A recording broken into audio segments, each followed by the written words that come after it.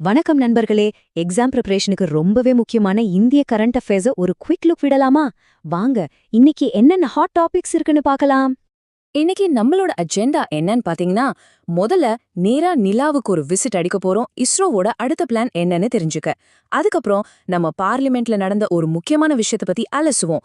அப்புறமா Indian economy எப்படி இருக்குன்னு சில கீ நம்பர்ஸ் வச்சு புரிஞ்சுக்க போறோம். நம்ம பாரம்பரிய சிலைகள் எப்படி வீட்டுக்கு திரும்பி வருதுங்கிற ஒரு சூப்பரான நியூஸும் இருக்கு.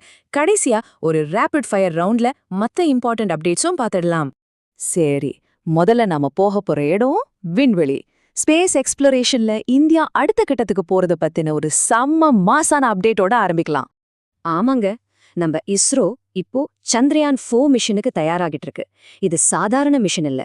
முதல் முறையா நிலாவோட சவுத் போல்ல இருந்து மண் மாதிரிகளை பூமிக்கு கொண்டு வர ஒரு மிகச் சவாலான திட்டம்.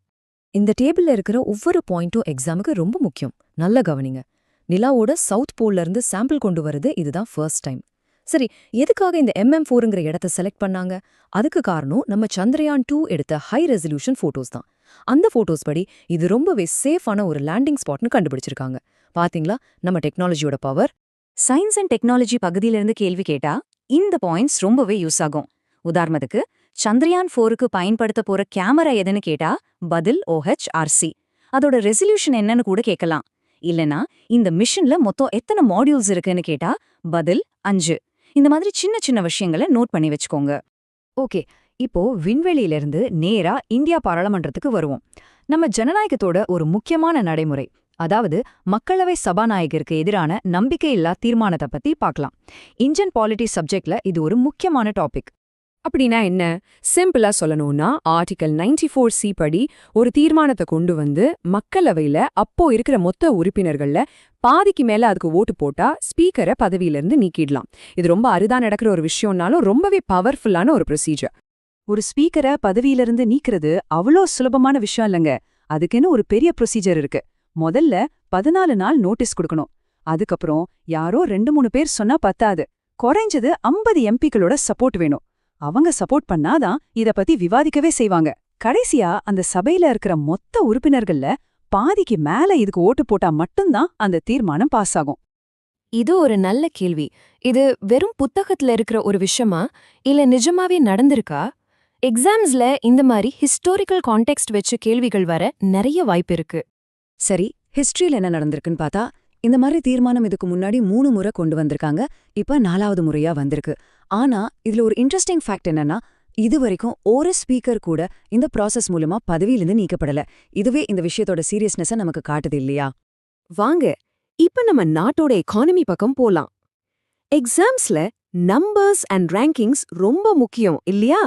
அதனால இப்போ நாம பார்க்க போற சில டேட்டாவை கண்டிப்பா தெரிஞ்சு வச்சுக்கணும். இந்த 6.4% நம்பரை நல்லா ஞாபகம் வச்சுக்கோங்க. இது என்னன்னா, மூடிஸ் கணிச்சிருக்கிறபடி FY27ல நம்ம இந்தியாவோட GDP வளர்ச்சி. இதோட அர்த்தம் என்ன தெரியுமா? உலகத்திலேயே G20 நாடுகள்ல வேகமா வளரப்போற பொருளாதாரம் நம்மளோடதுதான். இது உண்மையிலே ஒரு பெரிய விஷயம். இந்த வளர்ச்சிக்கு என்ன காரணம்? நம்ம நாட்டோட வலுவான உள்நாட்டு தேவையும் நம்ம பேங்கிங் சிஸ்டமோட ஸ்திரத்தன்மையும் தான். இந்த டேபிள பாருங்க. கடன் வளர்ச்சி நல்லா இருக்கு. வாராக்கடன், அதாவது NPL ரேஷியோ ரொம்ப கம்மியா இருக்கு. இது பேங்கிங்க ஆரோக்கியமா இருக்கிறதுக்கான அடையாளம். அதே போல சொத்து மீதான வருவாய், அதாவது ROA நிலையா இருக்கு. இதுவும் ஒரு பாசிட்டிவ் சைன். அடுத்து, டெக்னாலஜில இந்தியா எங்க இருக்கு? நெட்வொர்க் ரெடினஸ் இண்டெக்ஸ்ல நாம 4 இடம் முன்னேறி 45வது இடத்துக்கு வந்திருக்கோம். ஒரு நாடு டெக்னாலஜியை எவ்வளவு திறமையா யூஸ் பண்ணுதுன்னு இந்த இண்டெக்ஸ் சொல்லும். நம்ம வருமான பிரிவு நாடுகள்ல நாம 2வது இடத்துல இருக்கிறது ஒரு நல்ல முன்னேற்றம். சரி, இப்போ எண்கள், தரவரிசைகள் இதெல்லாத்தையும் விட்டுட்டு நம்ம மனசுக்கு சந்தோஷம் தர்ற ஒரு விஷயத்த பத்தி பேசலாம். நம்ம பெருமை மிகுந்த பாரம்பரியம் சம்பந்தப்பட்ட ஒரு நியூஸ் இது. வெளிநாட்டுக்கு கடத்தப்பட்ட நம்ம பொக்கிஷங்கள் இப்போ மறுபடியும் தாய்நாட்டுக்கு திரும்புது. அமெரிக்காவில் இருக்கிற ஸ்மித்சோனியன் ஆசிய கலை அருங்காட்சியகம் நம்ம தமிழ்நாட்டு கோவில்கள்ல இருந்து சட்டவிரோதமா கடத்தப்பட்ட இந்த 3 முக்கியமான சிலைகளை திருப்பி தராங்க. சோழர் காலத்து நடராஜர், சோமாஸ்கந்தர், அப்புறம் விஜயநகர காலத்து சுந்தரர் சிலைகள். நினைச்சு பார்க்கவே பெருமையா இருக்கு. அந்த மியூசியமோட டைரக்டர் சொன்ன இந்த வார்த்தைகள் ரொம்ப முக்கியம். இது வெறும் சிலைகளை திருப்பி தர விஷயம் மட்டும் இல்ல. உலகம் முழுசும் மியூசியம்கள் தங்களோட சேகரிப்புகள் பத்தின நெறிமுறைகளை மறுபரிசீலனை செய்ய ஆரம்பிச்சிருக்காங்க. இது அதோட ஒரு அடையாளம். சரி, இப்போ ஒரு குவிக் ரேபிட் ஃபயர் ரவுண்டுக்கு ரெடியா? இன்னைக்கு நடந்த மத்த சில முக்கியமான நியூஸ ஃபட்டாஃபட் பாத்துரலாம். முதல் பாயிண்ட், கம்பளி உற்பத்தியில இந்தியால எந்த மாநிலம் நம்பர் 1ன்னு கேட்டா பதில் ராஜஸ்தான். நாட்டுல உற்பத்தியாகிறதுல கிட்டத்தட்ட பாதி அங்கிருந்து தான் வருது. அடுத்த ஸ்போர்ட்ஸ் அப்டேட். சந்தோஷ் டிராஃபி கால்பந்து போட்டியில சர்வீசஸ் அணி 8வது முறையா சாம்பியன் பட்டம் ஜெயிச்சிருக்காங்க. முக்கியமான தினங்கள்ல பிப்ரவரி 10 இது உலக பருப்பு தினம். 2026க்கான தீம் என்னன்னா உலகின் பருப்பு வகைகள் எளிமையிலிருந்து சிறப்புக்கு. இந்த மாதிரி தீம்ஸ் எக்ஸாம்ல அடிக்கடி கேட்பாங்க, நோட் பண்ணிக்கோங்க. கடைசியா ஒரு நியமனம். முதல் முறையா நடக்க போற டெல்லி கேல் மஹாகும்போட பிராண்ட் அம்பாசிடரா கிரிக்கெட் வீரர் ஷிகர் தவானை நியமிச்சிருக்காங்க.